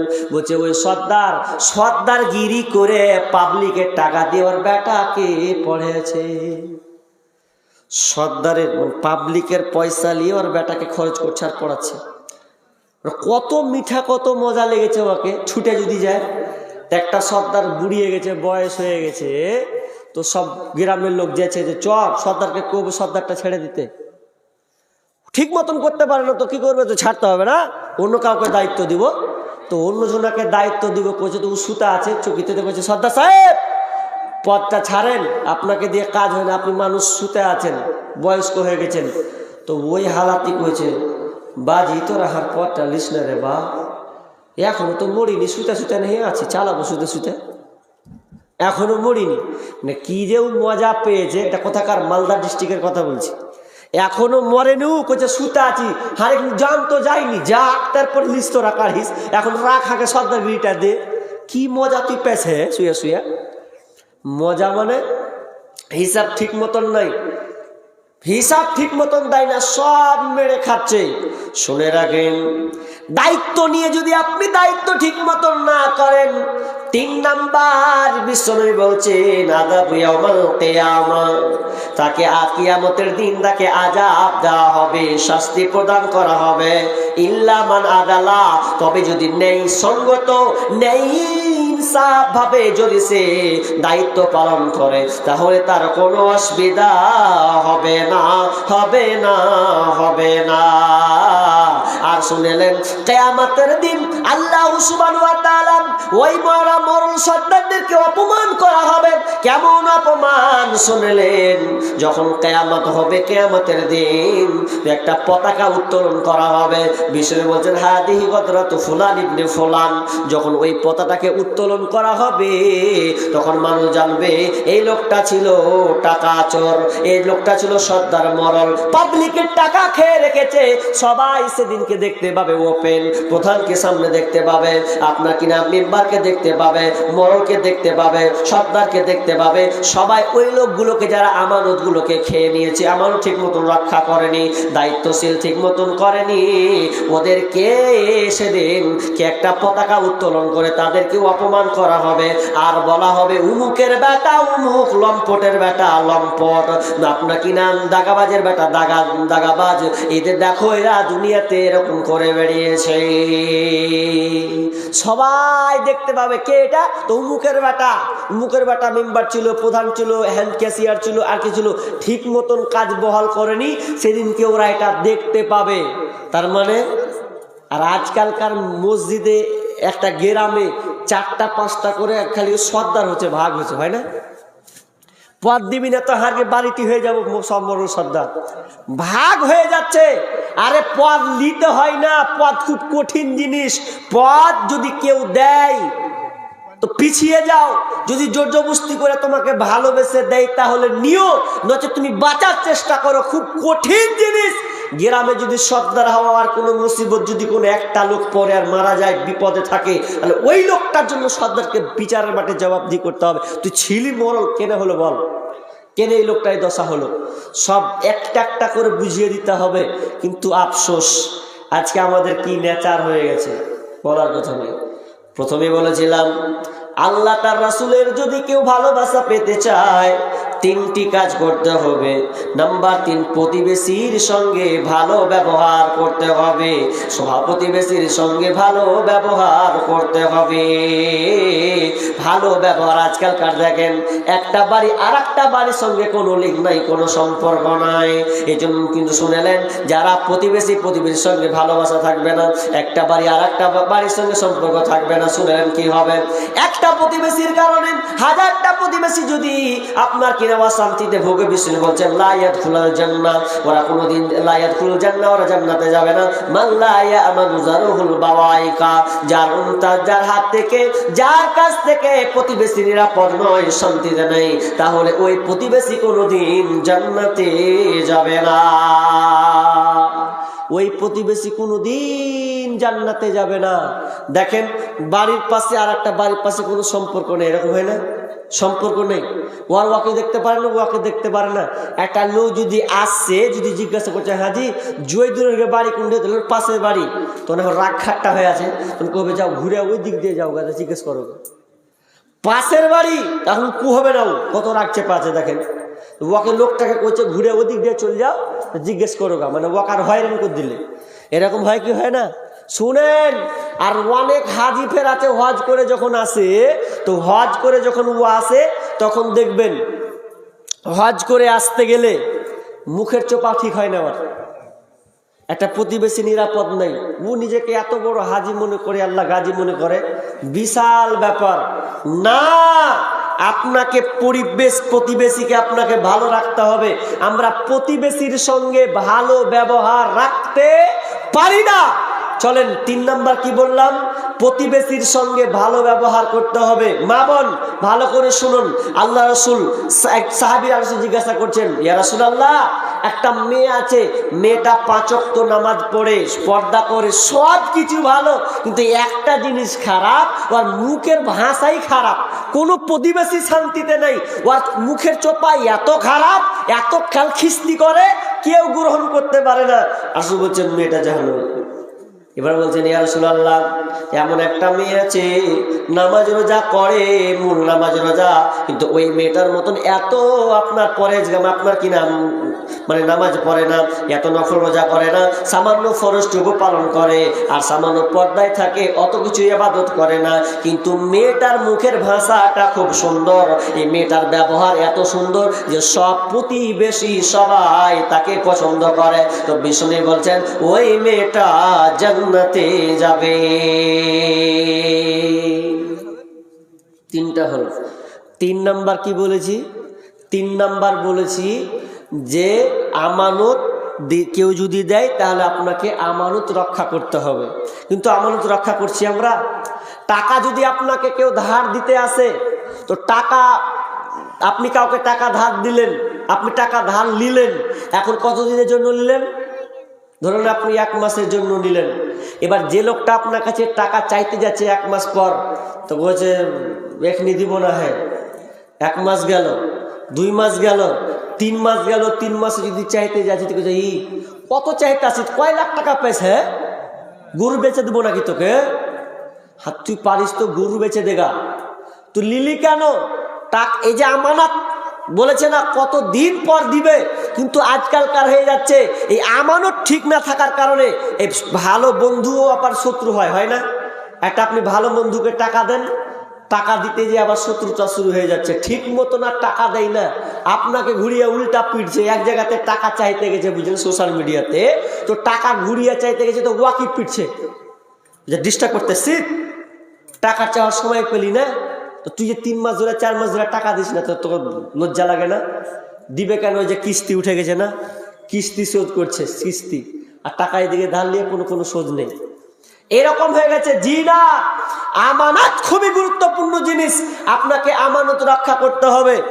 একটা ঘটনা আছে, ঘটনাটা কেমন তার আগে হাদিস বলে দিই। আমানত যদি আপনি রক্ষা না করেন, বিষ্ণু বলছেন লা ঈমানা লিমান লা আমানাতা লাহু, যার আমানতদারিতা নেই তার ঈমান নেই। যে আমানত রক্ষা করতে পারে না তার ঈমান নেই। ওয়ালা দীনা লিমান লা হাদা লাহু, আর যার যে ওয়াদা পালন করতে পারে না তার দিন নাই।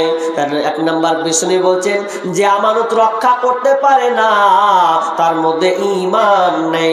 দেখুন অনেক মুসলমান, আমরা নিজেকে মুসলমান দাবি করি, ঈমানদার দাবি করি, অথচ আমাদের ঈমানটা হারিয়ে ফেলেছি। কোন কারণে? তো নিজেরা আমরা আমানত রক্ষা করতে পারিনি।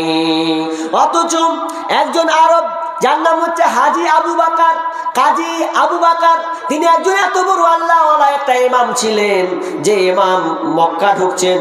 তো মক্কাতে যখন তিনি হজ করতে যাচ্ছেন, তো আপনার হজ করতে গিয়ে ওই আপনার কি নাম মসজিদে হারামে যখন তিনি ঢুকছেন, এমন সময় একটা পটলি পেলেন, আর ওই পটলি দেখছেন, আহারে রেশম পোশাকের পটলি, আর ওই পটলিতে তিনি দেখছেন হীরার একটা হার আছে। তিনি বুঝতে পারেননি, সঙ্গে সঙ্গে হাতে উঠিয়ে নিয়েছেন। তো হাতে উঠিয়ে নেওয়ার পর যখন বুঝলেন না এটা তো মসজিদে হারামে কোনো জিনিস উঠানো যায় না, তো আমি ভুল করে দিলাম, এমন সময় এলান হচ্ছে, কে আছো, কে আমার এই পটলিটা পেয়েছো? কেউ যদি এই পটলিটা পেয়ে থাকো তাহলে তাকে পুরস্কার প্রাইজ দেওয়া হবে। এবার সেই মোহাম্মদ আপনাকে কাজী সাহেব, তখন তিনি কাজী সাহেব কি করলেন, তাড়াতাড়ি করে পটলিটা তার কাছে পৌঁছে দিলেন। পৌঁছে দেওয়ার পর তাকে জিজ্ঞাসা করছেন আপনার পটলিতে কি আছে? তো বলছে আমার হার আছে, গলার হার। তো বলছে ঠিকই তো, গলার হার নিয়ে নেন। এবার বলছেন আপনাকে আমি এটা উপহার দিচ্ছি, প্রাইজ দিচ্ছি। বলছে নিব না, আমি আপনাকে পৌঁছে দিলাম, এটাই আমার বড় পাওনা, এটা আমার বড় প্রাইজ। কোনো জিনিস যদি হারিয়ে যায় তাহলে আপনি নিতে পাবেন না, ওটা আপনাকে ছুঁয়ে দিতে হবে। যদি আপনি পৌঁছে দিয়ে আসতে পারেন তাহলে আপনি উঠান, খবরদার পড়ে পাওয়া জিনিস নেবেন না সহজে। নিবেন তো আপনার উপরে বোঝা চেপে গেল কি, যেটা পেয়েছেন পৌঁছে দিয়ে আসেন। 10-20 টাকা নয়, 1000-2000 পেয়েছেন, আপনি খেতে পাবেন না, আপনাকে খুঁজে বেড়াতে হবে যে কার টাকা। আপনার দায়িত্ব চেপে গেল তো। আর অনেক মনে করছে 500 টাকা পেয়ে নিবে, সালা হোটেল চ নাকি বিরিয়ানি যে খেয়ে নেবো। না, তোমার উপরে বোঝা চাপলো, বোঝা তুমি হাত দিয়ে উঠালে, এখন লাও, এখন তুমি পৌঁছে দিয়ে এসো, কার এলান করে বেড়াও। এটা বোঝা অত সহজ নয়, কুড়িয়ে পাওয়া জিনিস অত উঠায়েন না, সাবধান থাকবেন। তো ওই কাজী আবু বকর দিলেন, পৌঁছে দিলেন, যে প্রাইজ দিলেন, বলছে নিব না, এটাই আমার বড়, এটা আমার দায়িত্ব ছিল, আপনাকে দিয়ে দিলাম।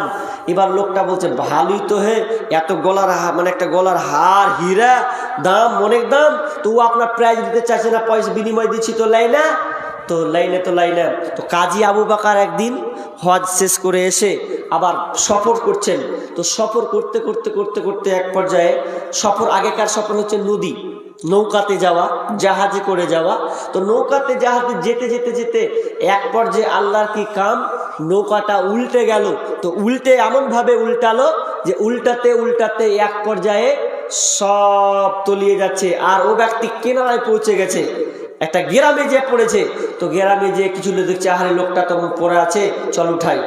সবাই তাকে উঠালো, উঠার পর তার কোন রকম করে তার হোশটা ফিরল। এবার জিজ্ঞাসা করলো কোথায় বাড়ি, বলছে আমার অমুক জায়গা অমুক বাড়ি। বলছে কি করতে, বলছে কাজের জন্য এসেছিলাম। তো বলছে তুমি কি করো, বলছে আমি একটা মাদ্রাসা পড়াই একজন ছেলে, আমি একটা ইমাম। তাহলে তো ভালোই হলো, আমাদের পাশে একটা মসজিদ আছে, ওই মসজিদে আমি তোমাকে আমরা ইমামতি বানিয়ে দেব। তখন ওই কাজী আবু বকর বলছে ঠিক আছে, তাহলে ভালোই হলো। এবার এই মসজিদে সে থাকতে লাগলো। এমন সময় থাকতে থাকতে থাকতে গ্রামের লোকেরা বলছে ভাই মাওলানা আপনি তো অনেক দিন থাকলেন, একটা বিয়ে করে নেন, আপনার বিয়ের বয়স অনেকটা হয়েছে, আপনি একটা বিয়ে করে নেন। বলছে পাত্রী খোঁজা হোক। একটা পাত্রীকে খোঁজা হলো, ওই পাত্রীর সঙ্গে কাজী আবু বকরের সঙ্গে বিয়ে দেওয়া হলো।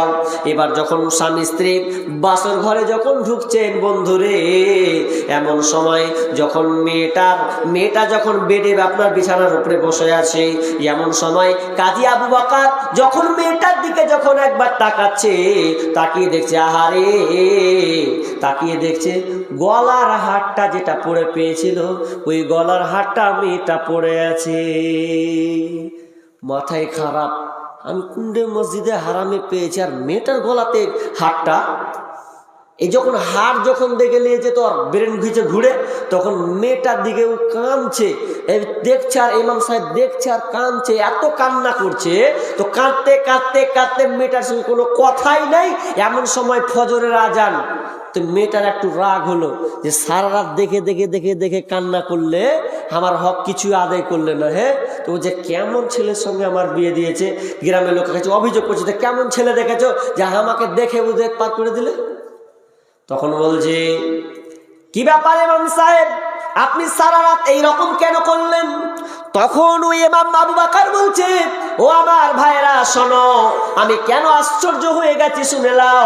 আমি মসজিদে হারামে হাতটা আমি কুড়িয়ে পেয়েছিলাম, এই হাতটা ভুল আমি নিজের হাতে দেখেছি, এই হাতটা একই রকম দেখতে, এই হাতটা আমি কুড়িয়ে পেয়েছিলাম, ওই লোকটাকে তো দিয়েছিলাম, কিন্তু এই হাতটা মেয়ের গলায় কি করে এলো? তখন গ্রামের লোক আরো স্পষ্ট হয়ে গেল, ওরে তুমি কি সেই ছেলে যেই তোমার শ্বশুর খালি দিন রাত আল্লাহর কাছে দোয়া করতেন, আল্লাহ ওই ছেলেটার সঙ্গে মিলিয়ে দাও, ওই ছেলেটাকে আমার খুব ভালো লেগেছে, আমানতদার ছেলে, ওই ছেলেটা যেন আমার মেয়ের বিবাহ হয়, আল্লাহ তুমি এটা কবুল করে নাও। গ্রামের লোকেরা বলছে তোমার শ্বশুর খালি দিন রাত তোমার জন্য দোয়া করেছে যাতে তার মেয়ের সঙ্গে তোমার বিবাহ হয়, তোমাকে জামাই বানিয়ে নেবে। সে মারা গেছে ঠিকই, এই মসজিদের ইমাম ছিল উনি, তুমি এই মসজিদের ইমাম হয়েছ, অতএব মারা গিয়েছে, কিন্তু মরার পরে আল্লাহ তার দোয়া কবুল করেছেন, অতএব এটা কোনো বিষয় নয়। তার মানে বুঝলেন আমানত কত ইম্পর্টেন্ট জিনিস, আপনি আমানত কতদিন খাবেন। আল্লাহ তাআলা আপনাকে আমানত যদি আপনি ঠিক মতন বহন রাখেন, তো আল্লাহ আপনাকে এর বিনিময়ে কিছু উত্তম জিনিস দেবেন। আমানত খুবই গুরুত্বপূর্ণ জিনিস, কিন্তু আজকে বর্তমান আমরা আমানতের খেয়ানত করছি। পরে শেষে একটা ইম্পর্টেন্ট হাদিস বলবো, হাদিসটা খুব বড় আছে, আধ ঘন্টা একটু রেস্ট নিলে আধ ঘন্টা আর আধ ঘন্টা আছে ইনশাল্লাহ। তো আমানত এতটা আমাদের এখন নিচে নেমে গেছে। আল্লাহ রাসূল মসজিদে নববীতে বক্তব্য রাখছেন, দাস দিচ্ছেন, এমন সময় এক বেদুইন বলছেন যে আল্লাহ রাসূল কিয়ামত কবে হবে, কিয়ামত কখন হবে? তার রাসূল কান দিচ্ছেন না। এ করতে করতে কিছুক্ষণ পর রাসূল বলছেন, এই কে প্রশ্ন করেছিল কিয়ামত কবে হবে বলো? তা একজন বলছেন আল্লাহ রাসূল আমি বলেছি কিয়ামত কখন হবে। তো বলছে শুনো, যখন আমানতের খেয়ানত, যখন আমানত নষ্ট হবে তখন। তো বলছে আমানত নষ্ট হবে, তখন কিয়ামত হবে। তো আমানত কিভাবে নষ্ট হবে আল্লাহ রাসূল? তখন বিষ্ণু বলছেন, যখন অযোগ্য ব্যক্তিকে নেতৃত্ব দেওয়া হবে, অশিক্ষিত দেশ চালাবে, মেম্বার হবে অশিক্ষিত মূর্খ, প্রধান হবে আপনার কিনা ন্যাংটা, দলের ন্যাংটা, যে ছিল আপনার ছিনতাই করে বেড়াতো, মারামারি করে বেড়াতো, মদখুরি খেয়ে বেড়াতো, 2 নম্বরই কাজ করে বেড়াতো, ওই লোকটা যেদিন মেম্বার হবে, প্রধান হবে, সেদিনকে তোমরা জেনে নাও ওটা আমানত নষ্ট হয়ে গেছে। তার মানে কিয়ামত খুব কাছাকাছি চলে এসেছে। যখন এই নেতারা 2 নম্বরই লেভেলের হবে, তখন তোমরা জেনে নাও আমানত নষ্ট হয়েছে।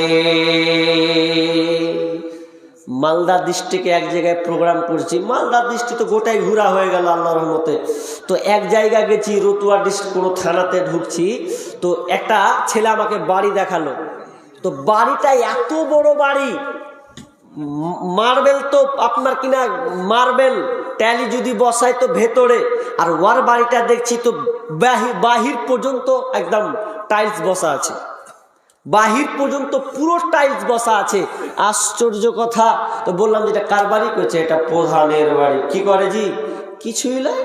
ওর যদি চরিত্র বর্ণনা করছে, তো চরিত্র বর্ণনা করতে করতে করতে করতে করতে করতে বলছে এই ছিল সেই ছিল, একদম 2 নম্বর লোক যাকে বলা হয়, ওই লোকটা হয়ে গেছে গ্রামের প্রধান। বলছে এত টাকা, বর্তমানে কি অবস্থা। আমানত আস্তে আস্তে খুবই নষ্ট হচ্ছে।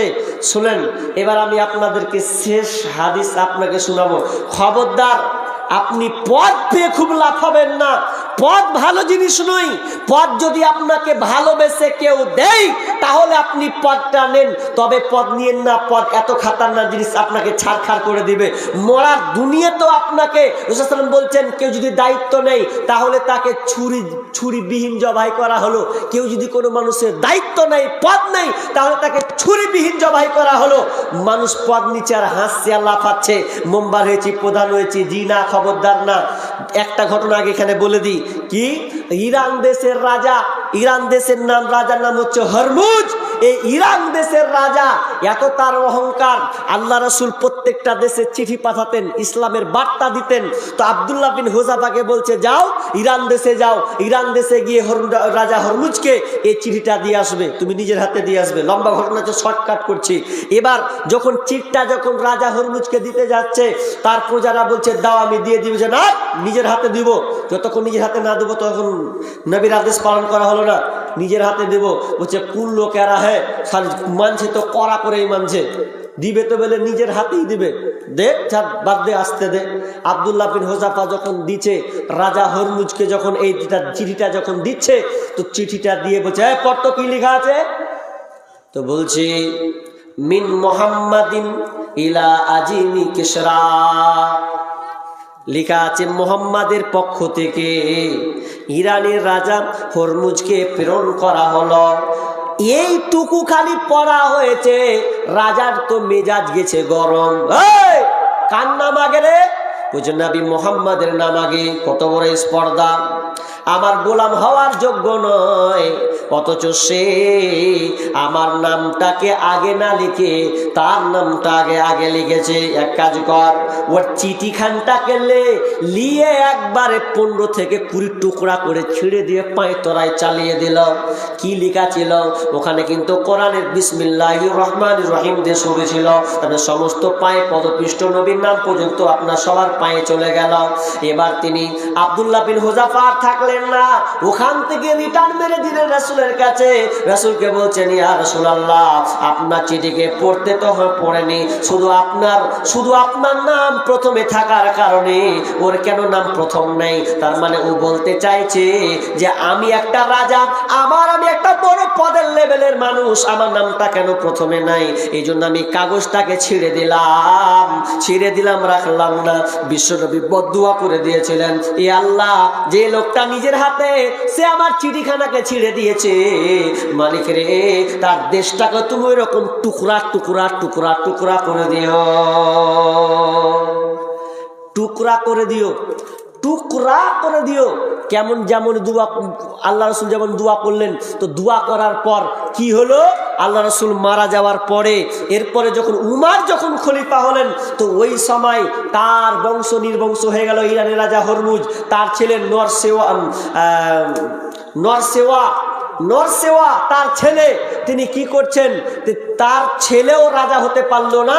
এটা অনেক লম্বা ঘটনা আছে। রাজা হতে পারলো না, শেষমেশ বাপও গেল, বেটাও গেল, মরে গেল, আর বংশ পরম্পর কেউ হলো না। তো কেন? যে পদে সে একটা লেভেলে দেখিয়েছিল যে আমি এত বড় রাজা, আর আমার নামটা আগে দেয়নি। তার মানে বোঝা যাচ্ছে পদ নিয়ে লাফালাফি করতে হবে না। আপনি এমএলএ আছেন, বলেন এই আমি এমএলএ আছি, অনেকে বলে আমি প্রধান আছি, এরকম কথা বলে।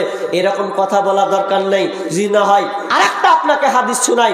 আমিরুল মুমিনিন যখন ফজরের নামাজ পড়ছেন, তো নামাজ পড়তে পড়তে একজন এসে একটা আবু লুলু, তা কি নাম, এই একজন বেঈমান কি করলে, ফজরের সময় রাসূলুল্লাহর পেছন থেকে একটা ছোড়া মেরে দিল, পেটকে ফাঁসিয়ে দিল, মারা যাবে। তো মারা যেতে যেতে যেতে যেতে এক পর্যায়ে তখন অনেক কিছু তিনি করেছিলেন ওই সময়, তার মধ্যে একটা ঘটনা দেখে আব্দুল্লাহকে বলছে, আব্দুল্লাহ আমি তো শেষ হয়ে যাব, এক কাজ কর, মা আয়েশার কাছে যা, আয়েশার কাছে গিয়ে একটা দাবি আমার বলতো কবুল করবে কিনা। তবে শুনবে, এটা যখন আয়েশার কাছে যাবি তখন খবরদার বলবি না যে আমিরুল মুমিনিন বলেছে, খলিফাতুল মুসলিমিন এই কথা বলেছে। খবরদার পদের জিনিস উঠাবি না। যদি বলিস তো গিয়ে বলবি উমর আপনার কাছে একটা আরজি চেয়েছে, এই কাজটা কি আপনি তা কবুল করবেন কিনা। তুমি আমির মা আয়েশাকে গিয়ে বলবে যে বলবেন আব্বা আপনার কাছে একটা আরজি চেয়েছে।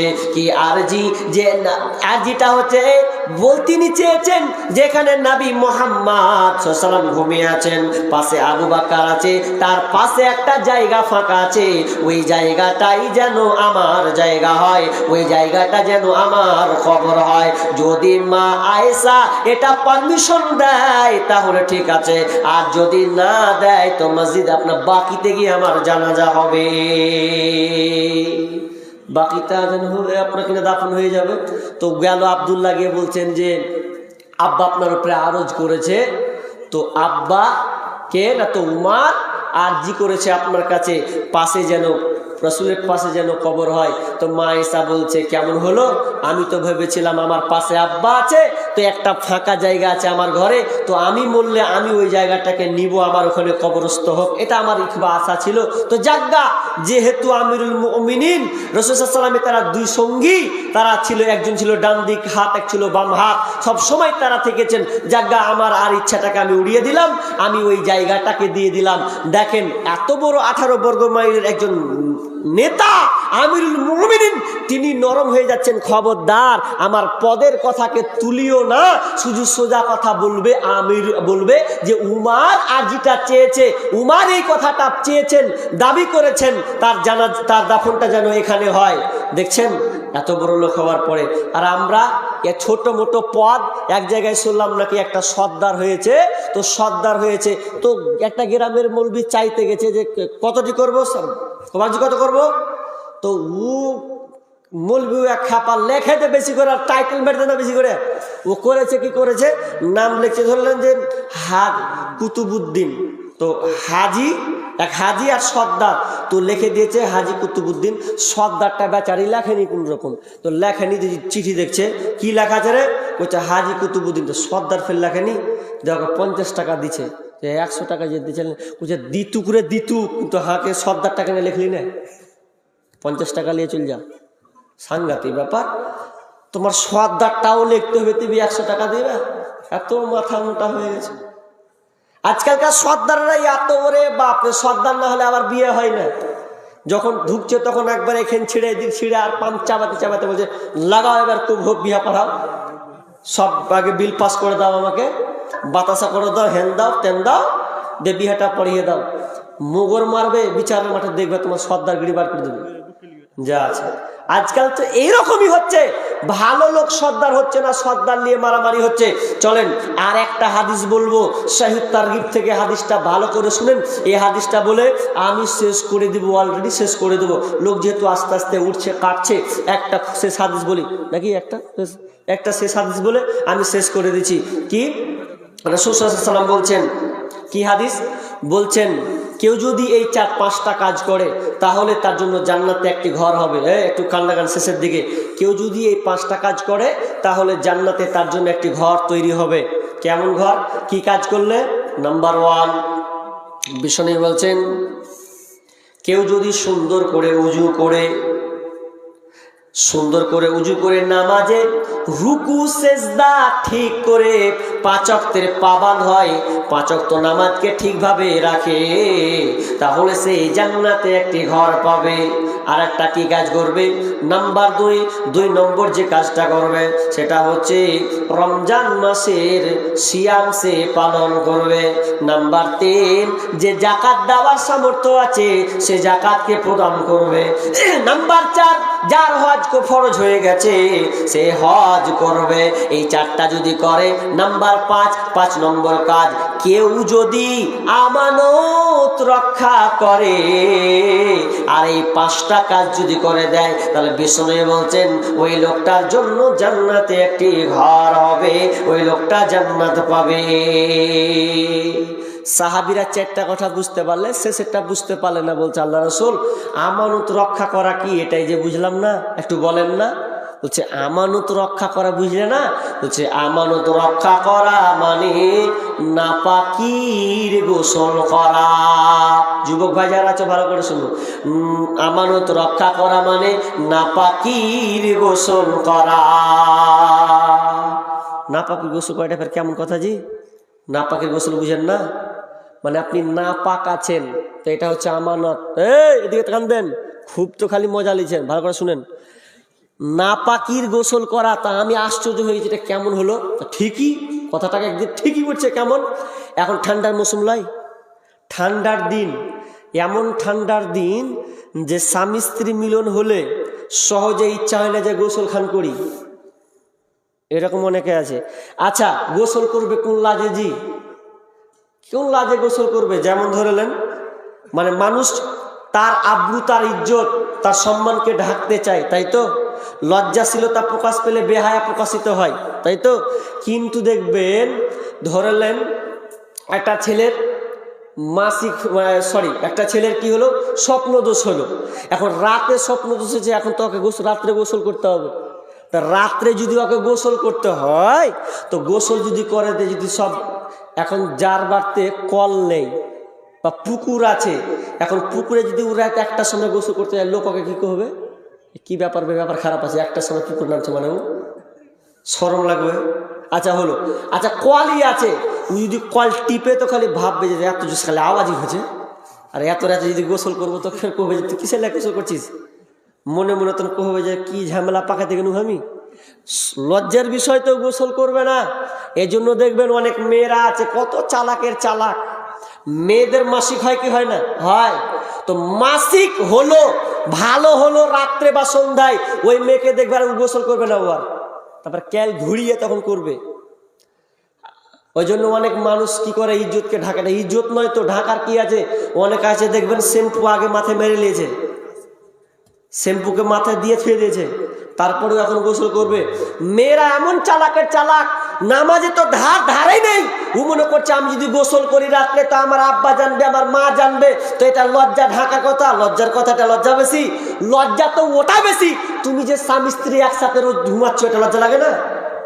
তোমাকে এইখানটা আগে লজ্জা করা দরকার যে স্বামী স্ত্রী দুজনে নির্জনে ঘুমাই, তো আগে তো ভাবতে হবে 5 মানুষ তাহলে আমাকে কি ভাবছে। জি না, এটা লজ্জার কোনো বিষয় নাই।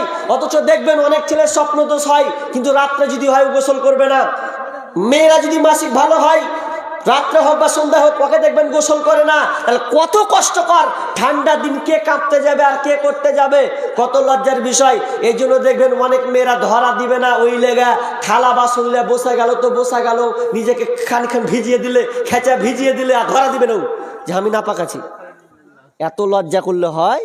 বিষ্ণু বলছেন নাপাকির গোসল করা এটা হচ্ছে আমানত, আমানত রক্ষা করতে হবে, এটা লজ্জার কোনো বিষয় নয়, কিন্তু আমরা এটাকে লজ্জা মনে করে নিয়েছি। খবরদার, বাপ মায়ের সামনে এটা লজ্জা নয়, বরং তোমার দায়িত্ব, এটা তোমার আমানত। তুমি যেমন অপবিত্র হয়েছো, সঙ্গে সঙ্গে ঠান্ডা পানি পারো না, গরম পানি করো, গরম পানি করে তুমি পবিত্র হয়ে যাও। কিন্তু আজকে আমরা দেখতে পাচ্ছি ফজরের তো ধার ধারি না, সকাল হয়ে যাচ্ছে, এরপরে 8টা-10টা বাজছে, এরপরে টাইম পাস করেছে, কি করছে, তখন পবিত্র হওয়ার চেষ্টা করছে। কিন্তু না, যতই আপনার কষ্ট হোক, ঠান্ডা কনকনে হোক না কেন, বিশ্বনবী বলছেন কেউ যদি নাপাকির গোসলটাকে সুন্দর করে রক্ষণাবেক্ষণ করে, তাহলে ওই লোকটা জান্নাতে যাবে, তার জন্য জান্নাতে একটি ঘর নির্মাণ হবে। তাহলে কি বললাম? আমানত। আমি পূর্ণ বায়ানকে ঘুরিয়ে আপনাকে এত পর্যন্ত নিয়ে আসলাম, ঘটনাকে অনেক ছাড়লাম, হাদিসগুলোকে ছেড়ে দিলাম। তবে কথাটা হচ্ছে, শুনেন, যারা আমরা পিতা দায়িত্বশীল আছি, এই দায়িত্বশীল হিসাবে আমাদেরকে কর্তব্য দায়িত্ব এগুলো যে আপনার সন্তানকে আপনি ঠিকভাবে দেখভাল করুন। আপনার আমানত আল্লাহ আপনাকে দিয়েছে, মনে করিয়েন না যে আমি সৌন্দর্য। হ্যাঁ, আল্লাহ বলেছেন আল মালু ওয়াল বানুনা জিনাতুল হায়াতিদ দুনিয়া। তোমার এই ধন সম্পদ হচ্ছে, তোমার ছেলে মেয়ে ধন সম্পদ, তোমার স্ত্রী, এগুলো হচ্ছে কি তোমার জন্য সৌন্দর্য। সৌন্দর্য, কিন্তু সৌন্দর্য বলে ফেটে পড়িও না। সন্তানের বয়স যখন 7 হবে, ওই সন্তানকে তুমি নামাজের আদেশ দাও, বলো। ইসলাম বলছেন মুরু আওলাদাকুম বিসসালাহ।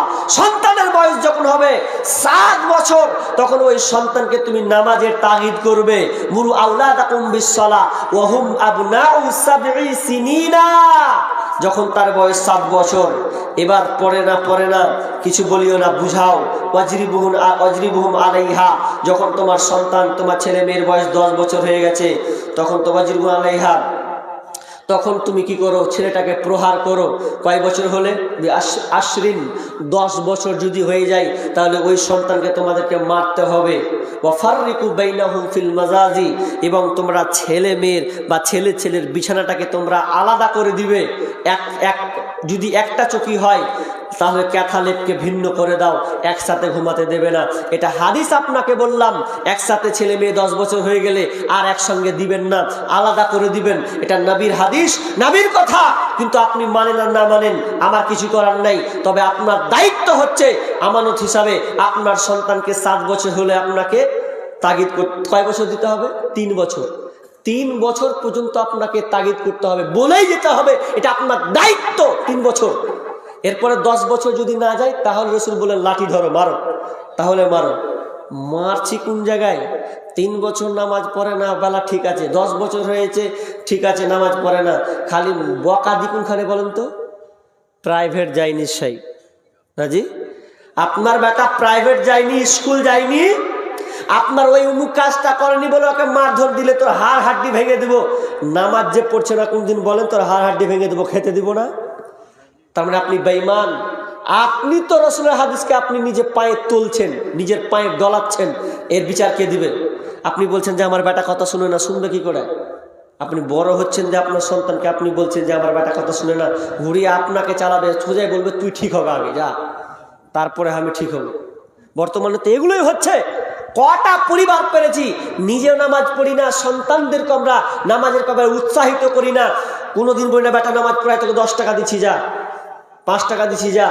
খালি টিউশন যায় না, স্কুল যায় না, তোকে চলে 5 টাকা লে যা, হাট টিউশনি যা, খেতে দিব না। এগুলো ঠিক আছে, এই জন্য তো ওই ছেলেরাই বড় হয়ে বাপ মাকে দেখে না। এটা আজকে বর্তমানে পাবেন, ওই ছেলেরাই বাপ মাকে দেখবে না বড় হয়ে। যত বড় আপনার ছেলেকে ডাক্তার বানান, ইঞ্জিনিয়ার বানান, প্রফেসর বানান, কত দেখলাম আর কত দেখতে থাকছি আর কত বা দেখবো।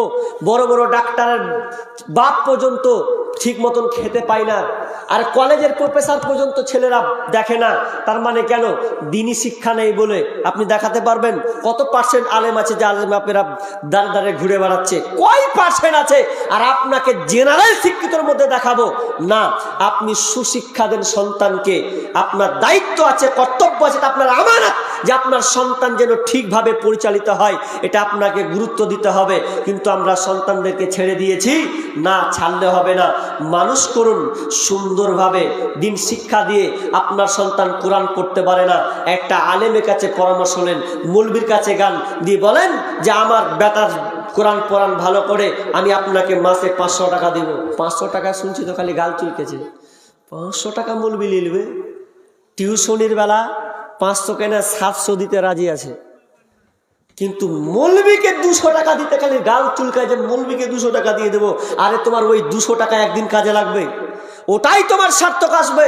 আমরা আলেমদেরকে ছোট মনে দেখছি, আর দিনী শিক্ষাকে আমরা নিচে পর্যায়ে চলে গেছি। ফকরি বিদ্যা বলছি, অনেকে আবার ফকরি বিদ্যা বলছেন। শেষ বয়সে ফকরি বিদ্যা বের করে ছাড়বে আপনার, সেদিন দেখবেন আপনার কত কথার মধ্যে আপনার কত ভেজ আছে, সব বেরিয়ে আসবে। তো আমি শেষে আর আলোচনা বাড়াচ্ছি না। তবে কথাটা হচ্ছে, এটা মাদ্রাসার জালসা। কেউ যদি মনে করেন যে 10, 20, 150 দিব, আমার আবদার নেই নাকি, যা সব তো দিয়ে দিয়েছে। 10, 20, 5, 10 টাকা যদি দেওয়ার মন থাকে, শেষ ভালো যাক, সব ভালো তার। আমরা দোয়া পড়ে দেবো, আমি বিদায় নিয়ে নেবো। মাইক চলবে নাকি তোমার ঘে? না বন্ধ হয়ে যাবে? বন্ধ হয়ে যাবে। তো আল্লাহর রাস্তে ভাই 5, 10, 20 টাকা না এরকম যদি থাকে আমার হাতে দেন। সবাইকে দিয়েছেন যখন 20, 30 টাকা, আমি ইনশাআল্লাহ আপনাদের আমি দোয়া দেব। আমি একজন মুসাফির হিসাবে আল্লাহর রাস্তে বলেন, শেষ মাহরুম হবেন না। আমিও মনে চাইছি যে আমার হাতে আপনারা দিবেন। তো যা দিয়েছেন 5, 10 টাকা, 20 টাকা, কোনো আবদার দেওয়া দই নেই। আল্লাহর রাস্তে ছোট মাশাআল্লাহ আরেকজন ভাই দিয়েছেন 100 টাকা। আল্লাহুম্মা সাল্লি আলাই, আল্লাহুম্মা বারিক আলাই। আল্লাহ তুমি ভাই দান করুন। আরেকজন বাবজি 100 টাকা দিয়েছেন, আরেকজন ভাই 10 টাকা। মাশাআল্লাহ, দেন না সবাই 10, 20, 100 যা আছেন দেন। চাপাচাপি কোনো কারণ নেই যে কজন বসে আছেন আল্লাহর রাস্তে আসেন ভাই। আচ্ছা, আরেকটা কথা, যারা ওই পারের লোক আছেন দয়া করে ঘাটের দিকে যাবেন না, কারণ ওখানে নিষেধ আছে, সকাল ছাড়া যেতে পাবেন না। এই জন্য সময়টা এখানে কাটিয়ে দেন বা কুটুম বাড়িতে কাটিয়ে দেন। আল্লাহুম্মা সাল্লি আলাই, আল্লাহুম্মা বারিক আলাই, বারাকাল্লাহ। আল্লাহ তুমি ভাইদের দানকে আল্লাহ তুমি কবুল করে নাও। মালিক যে যা উদ্দেশ্যে দিচ্ছে আল্লাহ তুমি সকলের দানকে কবুল করে নাও। মালিক রে, তাদের ছোট বড় গুনাহকে আল্লাহ তুমি ক্ষমা করে দাও। সাগীরা কাবীরা গুনাহ মাফ করে দাও। বালা মুসিবত দূর করে দাও। আল্লাহ তুমি তাদের ব্যবসা বাণিজ্যের উন্নতি দাও। আমিন সুম্মা আমিন। মানুষ কই যায় রে দুনিয়া ছাড়িয়া, মসজিদের ওই পালকি আইনা দোলা দেই সাজায়া তারে জনমের লাগিয়া। মসজিদের ওই পালকি আইনা দোলা দেই সাজায়া তারে জনমের লাগিয়া। এই বাড়ি লাগিয়া কত করলাম মারামারি। আল্লাহুম্মা সাল্লি আলাই, আল্লাহুম্মা বারিক আলাই, বারাকাল্লাহ। আল্লাহ তুই যা 10, 20, 100 দান যা তুমি সকলের দানকে কবুল করে নাও। যে উদ্দেশ্য দিচ্ছে আল্লাহ তুমি আল্লাহ আশা বাসনাকে পূর্ণ করে দাও। আমিন সুম্মা আমিন। ভাই চটচট করে দেন আল্লাহ রাস্তায়। কেউ বাকি দেন 10, 20 টাকা যা আছেন।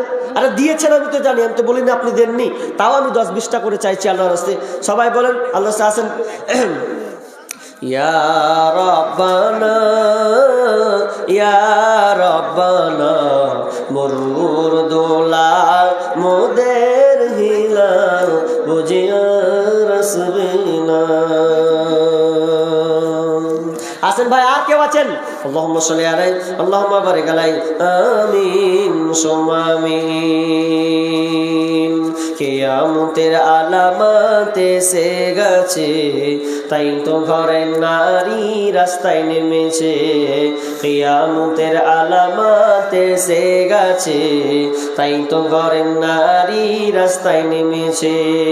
ওরে হাট বাজারে মার্কেটে যান দেখবে শুধু নারী, কেউ বা আবার সেজে কুজে করছে দোকানদারি।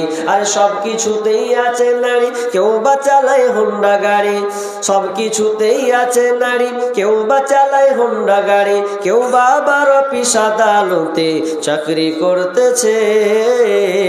কিয়ামতের আলামত এসে গেছে, তাই তো ঘরের নারী রাস্তায় নেমেছে। কিয়ামতের আলামত এসে গেছে, তাই তো ঘরের নারী রাস্তায় নেমেছে। শেষ আর নাকি আর তো নেই? আর বড় গাজাল কি বলবো গো? গাজাল তো শুনিয়ে শেষে বলি না, 2-3 মাস থেকে কমিয়ে দিয়েছি বলি না। তাও আজ বললাম শেষের বেলা 2টার পর মানুষ থাকবে বলে। হ্যাঁ আর কি বলবো, চাঙ্গা গাজাল আর কি আছে। লাইভ করছিস না কিরে ভাই? এত শেষে লাইভ করিস না বাবা, এক তো হয়ে গেছে ভিডিও নিয়ে লাইভ করছি। হ্যাঁ কি বলবো গাজাল। এ বছরের গালা, হ্যাঁ এই বছরের না আগে গেলা? কি গাজাল নেবেন? আমি তো গাজাল ভালো বলতে পারি না জি ভাই। হ্যাঁ তাহলে ফেসবুকের গাজালটা শুনিয়ে দিই।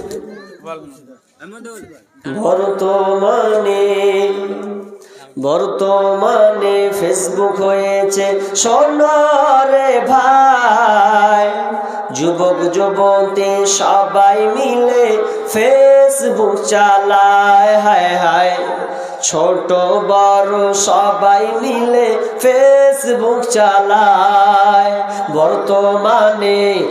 বর্তমানে ফেসবুক হয়েছে সোনারে ভাই, যুবক যুবতী সবাই মিলে ফেসবুক চালায়। হায় হায় ছোট বড় সবাই মিলে ফেসবুক চালায়। ওরে কত প্রকার আইডি আছে কি বলবো রে ভাই, ফেসবুক চালাইছি যারা তারা জানি ভাই। ওরে কত প্রকার আইডি আছে কি বলবো রে ভাই, ফেসবুক চালাইছি যারা তারা জানি ভাই। আর ছেলে মেয়ে জুয়ান বুড়া একই রোগে খাইছে ধরা, এই রোগের ডাক্তার কিন্তু ভারতবর্ষে নাই।